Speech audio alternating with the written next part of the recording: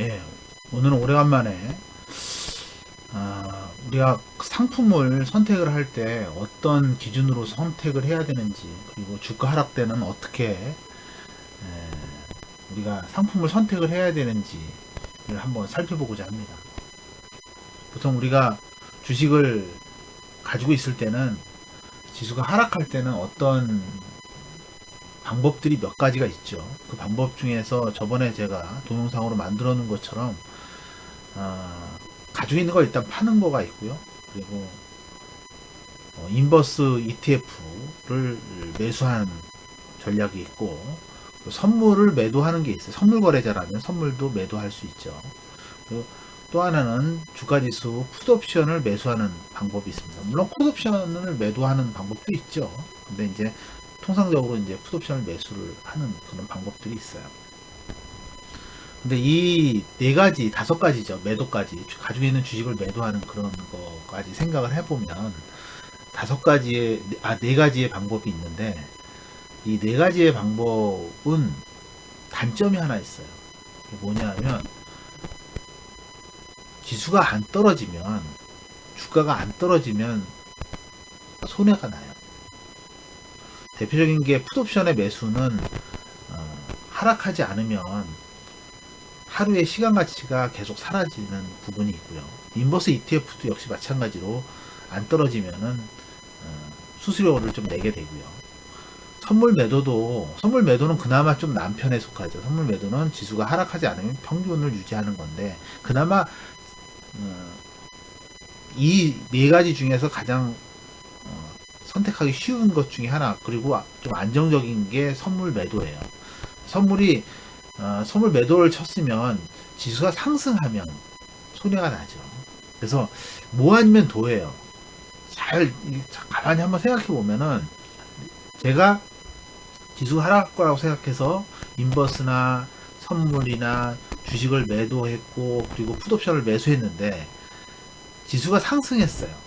종합주가 지수가 상승하면 내가 가지고 있는 이 방법들은 다 손해가 나요. 이 방법들은 다 손해가 납니다. 근데 여기서 한 가지 우리가 꼭 생각할 게 있어요. 주식이 올라갈지 떨어질지는 아무도 몰라요. 아무도 모릅니다. 그죠? 아무도 몰라요. 그리고 대부분의 경우가 지수가 막 이렇게 상승하다가, 이렇게 상승을 하다가요, 떨어져요. 떨어지면, 떨어질 때는 어떤 생각을 가지냐면, 보통 사람들 생각은 좀 조정을 받다가 올라갈 거야. 그죠? 이런 생각을 가져요. 그래서 올라갈 때 여기 보시면 여기 이런 부분들이 있어요. 이런 부분들이. 이런 부분에서 상승하는 모양이 나오니까 이제 그때 다시 한번 올라갈 거라고 생각하고 여기서 이제 추가 매수를 하든지 뭐 이런 식으로 매수에 들어갑니다. 하지만 지수는 하락하게 마련이죠. 그죠? 이때쯤 되면은 매도를 못한 상태에서 이때쯤 되면은 매수를 가지고 있는 사람이라면, 주식을 가지고 있는 사람이라면 거의 포기 단계예요. 이미 고점 대비 그 선물 지수로 15% 정도의 하락이 나타났고, 이 하락 정도면 여기랑 비슷하죠. 여기랑 비슷하잖아요. 여기 정도까지 떨어졌으니까 당연히 이렇게 올라갈 거라고 생각하는 거죠. 이런 식으로 올라갈 거라고 생각하는 거죠. 근데 마침 매수 신호까지 뜨고, 그죠?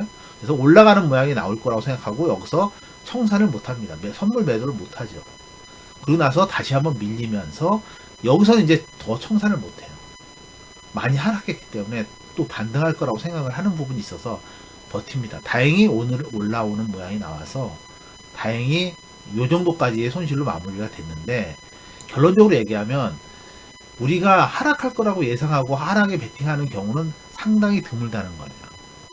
지금처럼 하락했다가 반등하고 하락했다가 반등하는 모습들이 나타나면서 가지고 있는 주식을 가지고 있게끔 되어 있다는 거죠. 결국 지수는 상승하니까. 그래서 선물 거래자들 중에서 가장 고민스러운 게 어떤 게 고민스럽냐면, 하락에 베팅할 때와 그리고 상승에 베팅할 때 뭐 아니면 도라는 거예요. 내가 상승에 베팅해서 선물 매수를 했다든지 아니면 주식을 매수했다고 했을 때 지수가 하락하면은 방법이 없는 거예요. 그죠? 뭐 아니면 도인 거예요. 수익을 얻든지 손해가 나든지. 근데 지수가 하락할 때 올라가는 상품들이 있죠. 지수가 상승할 때 올라가는 상품들이 있어요. 그 어떤 상품들이냐면 엔화, 금, 채권 이런 상품들은 또 지수가 상승할 때, 지수가 하락할 때 대부분의 상승이 나타나는 경우가 생기는 거죠. 저는 개인적으로 어떤 생각을 가지냐면 지수가 하락할 때 선물 매도로 벌고 그리고 지수가 상승할 때 선물 매수나 아니면 주식으로 벌면 된다라고 생각을 해요.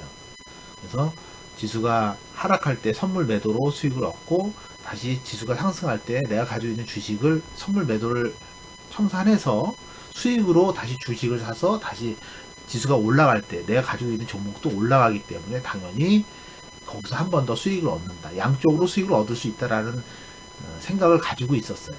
근데 현실적으로 그렇게 되는 경우가 별로 없어요. 왜냐하면 사람은 굉장히 익숙한 걸 좋아하기 때문에 상승이 계속 이루어졌던 부분이 있기 때문에 지수가 시작을 하더라도 지금 이런 것처럼 지수가 하락을 하더라도 다시 반등하는 모습이 나올 가능성이 굉장히 높기 때문에 그리고 아차하는 순간에 시간이 지나서 이미 많이 흘러내린 상태가 되기 때문에 거기서 매도를 치기는 상당히 어려워요.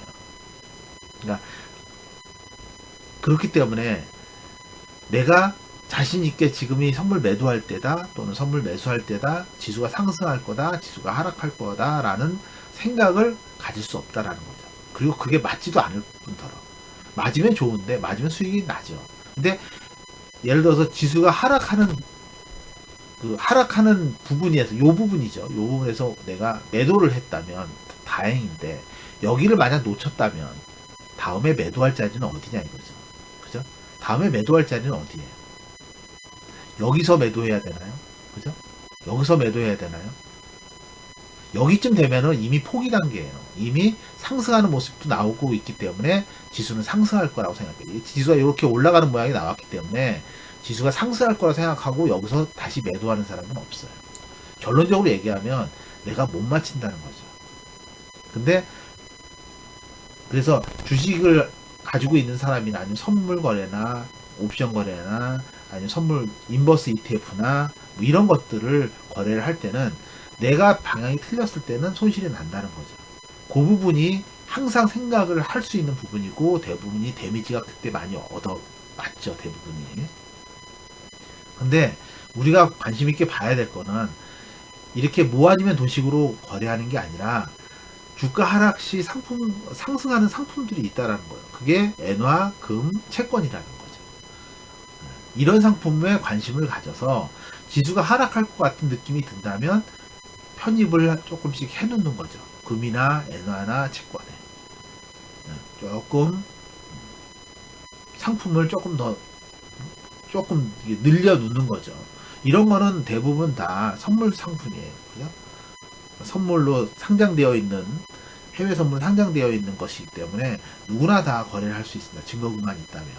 그래서 이런 상품들에 대해서 관심을 좀 많이 가져서 지수가 하락할 것 같다는 부분이 있으면 금을 매수한다든지 엔화를 매수한다든지 채권을 매수하는 게 훨씬 더 현명하다는 거죠. 왜냐하면 지수가 하락하지 않더라도 엔화나 금이나 채권은 버티거나 약간 상승하는 그런 모습이 자주 나타나요.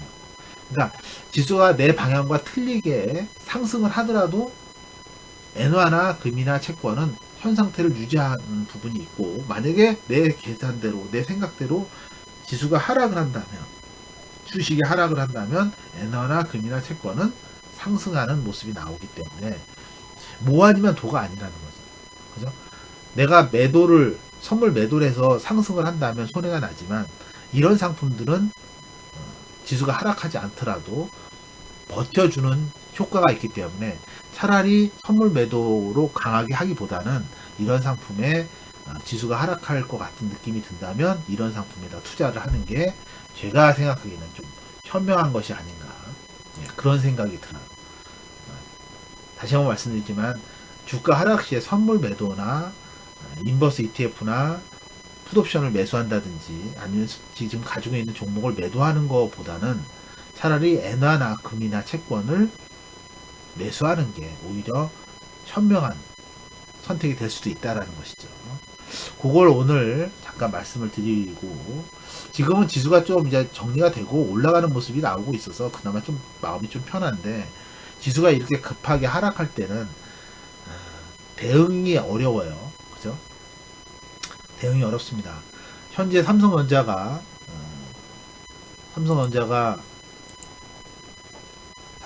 지금 57,300원, 그리고 SK하이닉스 94,300원, 타이거 200 ETF가 28,145원이 돼요. 그래서 이런 것들을 이제 생각을 하면서 거래를 하면, 삼성전자 같은 경우 6만 원에 제가 매도를 했는데 6만 원을 넘어가면서부터 많이 강하게 올라가는 모습이 나왔을 때 되게 아팠거든요.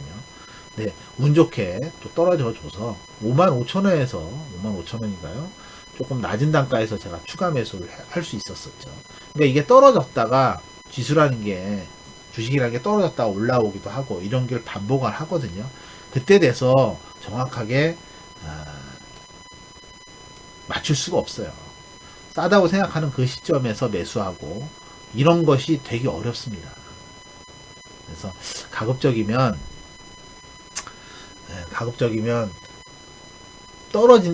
떨어진다고 매도하고 올라간다고 해서 매수하고 그러기가 어려워요. 그런 거를 지금도 마찬가지예요. 막 하락하려고 하다가, 그죠? 지금도 하락하려고 하다가 지금 다시 반등하는 모습이 나오고 있잖아요. 그죠?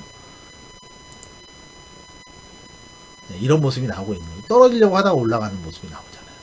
이런 모습 때문에 내가 떨어질 때 매도하고 올라갈 때 매수한다는 그러한 생각을 가지고 주식을 거래하면 못 맞춥니다. 그거는. 네, 대신에 큰 차트를 보면서 거래를 하는 게 오히려 더 현명한 방법이라고 생각을 해요. 지금처럼 30분 봉 차트나 아니면 120분 봉 차트로 이런 식으로 거래를 보면서 거래를 하는 게 오히려 더 현명한 방법이지 않나 그런 생각을 해봅니다. 그래서 지수 하락 때 선물 매도나 이런 거보다는 지수 하락 때 올라가는 상품에 투자하는 게 훨씬 더 현명한 방법이지 않나 그런 생각을 하면서 그 생각을 지금 동영상으로 만들어 놨습니다. 참고하시고요. 이번 방송이 콘텐츠가 좋으면 좋아요와 구독